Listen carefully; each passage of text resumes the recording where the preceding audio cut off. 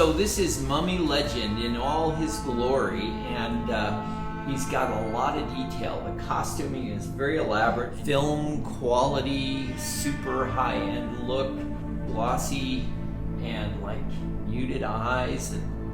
Well, the sculpture is so good, we kind of hated to cover it up, but you know, he's a mummy, so it's falling off. The wrap bandages are falling off as much as possible, and still give him that mummy vibe.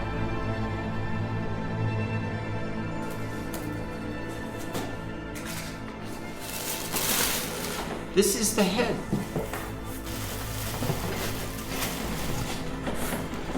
These are the legs that slide into the upper body.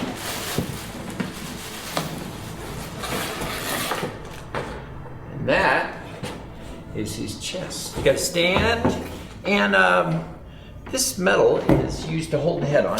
And lastly, we have this cool heart I'll show you. I would start with the legs, and if you lay them down the table, it's a little easier to line up the holes. You slide those in. Very easy, very simple.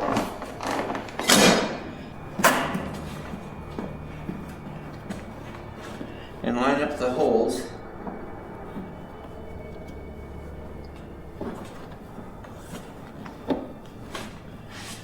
Make sure all this stuff's on the way. Pull his britches up. This holds the head on. There's a slit, and you just find the slit and just kind of. And he's got an opening here, so you just slide it on here, and you can position the head somewhat. He's got a position he's formed in, and this piece of cloth kind of is used to hide the seam. If you want him non-gory, you can just position the hands, and the hands have wires in them, so you can, you know, do whatever you want with the fingers. And that was important on this one because he has the option of an added heart. But not only that, this, if you're not using the heart, you just take this extra piece of cloth and hide the socket, like that. But if you decide you want the beating heart, you put in this flame bowl and slide the heart onto it. And I like to get the flap of the rubber down low over the bulb. And then you just kind of gotta wrangle it around, get this lower finger to kind of hold it, and bend this up where you want it. So the cord is fed down through his shirt, from his sleeve.